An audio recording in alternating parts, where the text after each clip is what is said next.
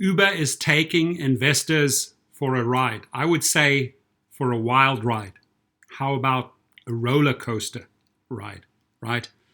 I don't think investors are really confident in the stock. Goes down, seems to be going back up, goes back down again.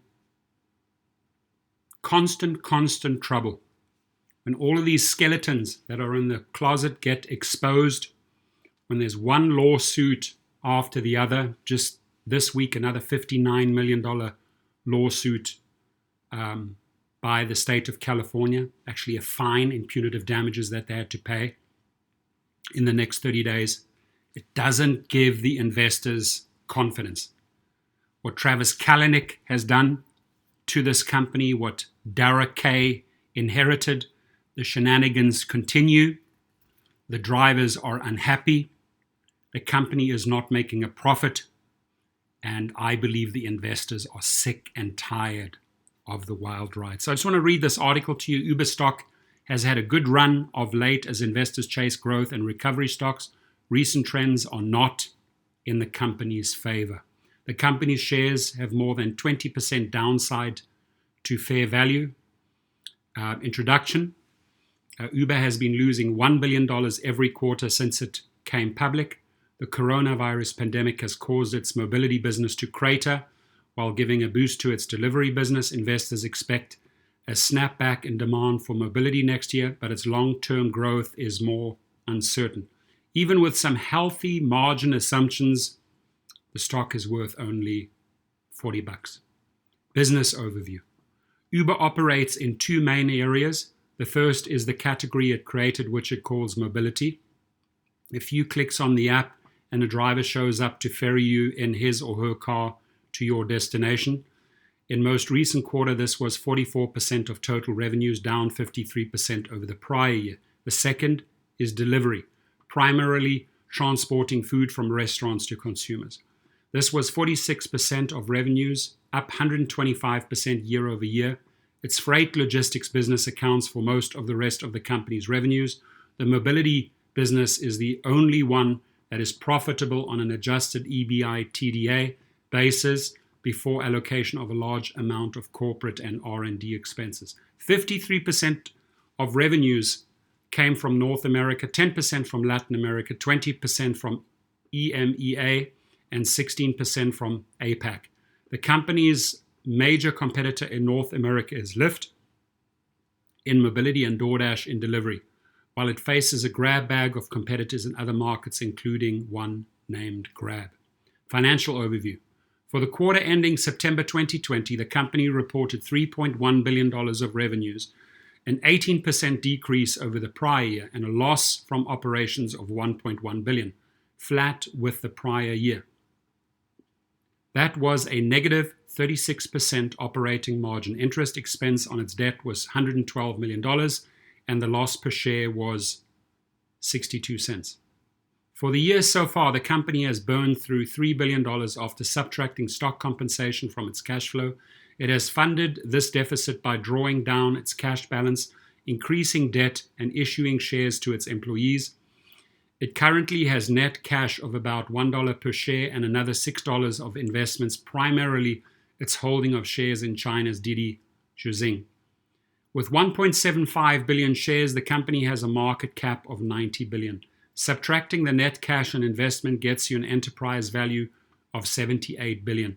Most information services do not account for investments in the enterprise value calculation, leading to a higher figure. Societal costs of contractor classification. Uber dodged a bullet when a California proposition that would have forced it to classify its drivers as employees failed in the recent election. Over the years, government employment conditions have become restrictive enough that having someone not classified as an employee confers enormous benefits on a company. The bigger issue is that the company does not contribute to unemployment insurance schemes, but instead dumps these costs on to society at large when its drivers lose employment. Unemployed Uber drivers were able to tap into unemployment benefits in the US this year, although the employer never contributed or will contribute anything on their behalf. The deal-making CEO, Uber CEO Dara Khosrowshahi, has not exhibited any skill at controlling costs or efficiently managing operations after taking over the company's reins in 2017. I would add to this, why is he still there? Why is he still at the top? Why hasn't SoftBank put down its foot? Why have the investors tolerated Dara Khosrowshahi's nonsense? With this investment banking background, as the CEO of Expedia, all he did was deals, buying the company's competitors and consolidating the industry. That was the right strategy then, as the government allowed him to get away with it. Even so, Expedia's performance was nothing to write home about. As the CEO of Uber, he has tried to do what he knows best, but there aren't that many competitors to buy. It lost out on its pursuit of Grubhub and settled for buying Postmates instead of $2.65 billion in stock.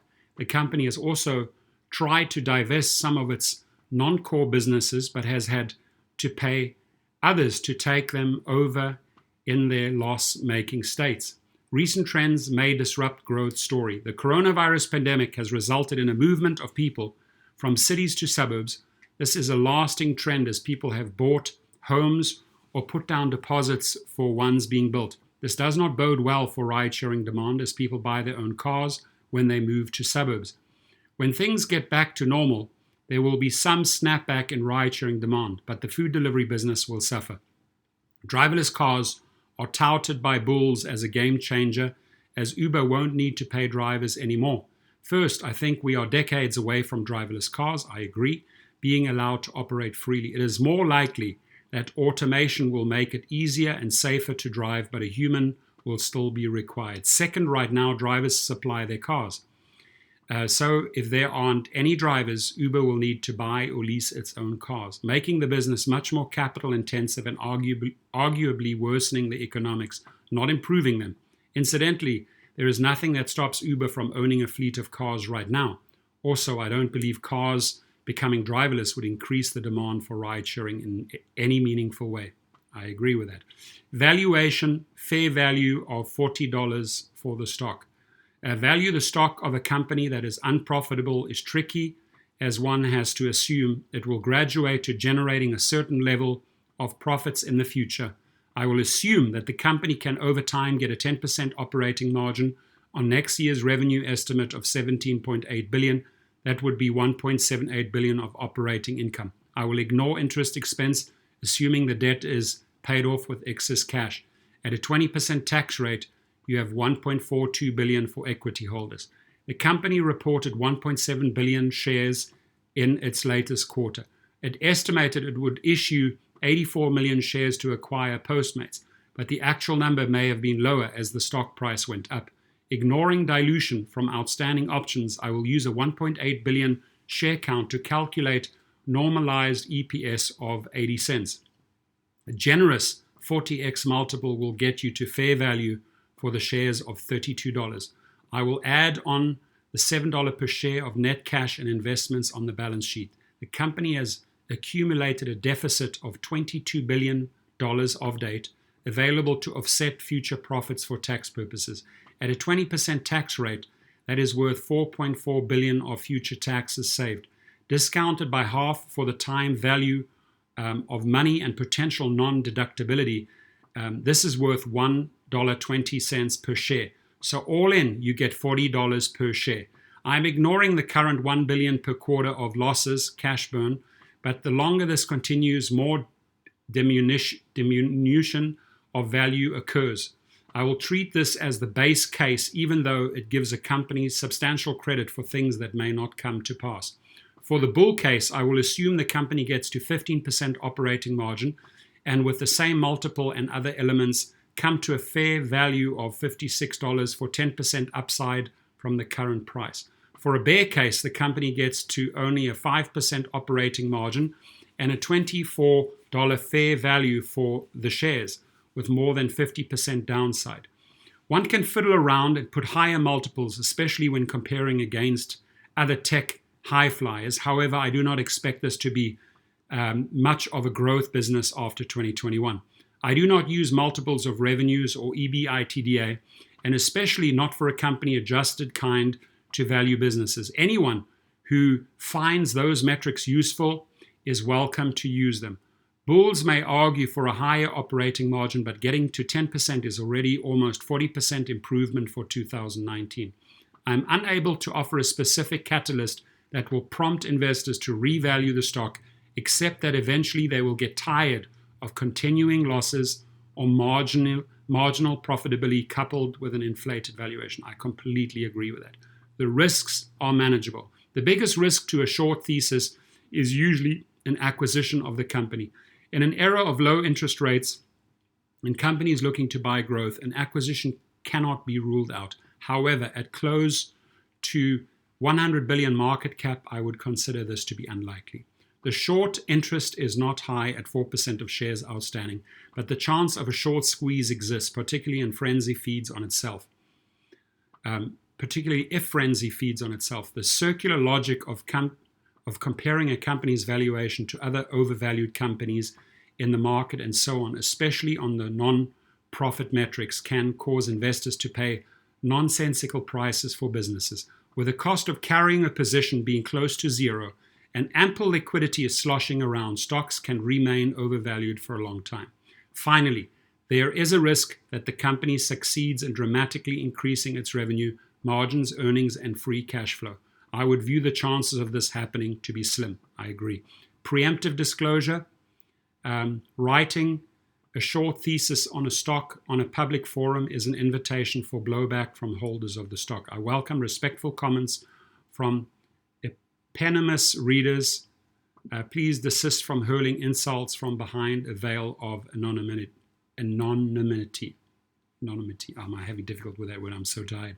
So I do want to say that Ranjit Thomas, I think he's a CFA, provided a great scan of this stock and was spot on. And I do want to give a shout out to my sponsors, Cova and Legal Rideshare. With Cova, by the way, you'll see the link underneath this video. You actually get 1 month free if you sign up under my link. It's a gig protection plan for all the gig companies. Gig workers should go out and get it. Starts at $7 a month. Check it out. The link is below. And then their legal arm, which is Legal Rideshare, they make sure that you get back behind the wheel in case you are wrongfully terminated or if you are deactivated. Now with Legal Rideshare, in case you get into an accident, in case you have an injury, in case you have a rider on board that was injured or your car was damaged or you're out of wages, they will handle the entire insurance claims process for you. They're situated in Chicago. They are the best of the best in the nation, and they do help gig workers tremendously. I can vouch for Brian Greening, one of the heavy legal hitters. Give them a shout. If you need their help, they will be there for you.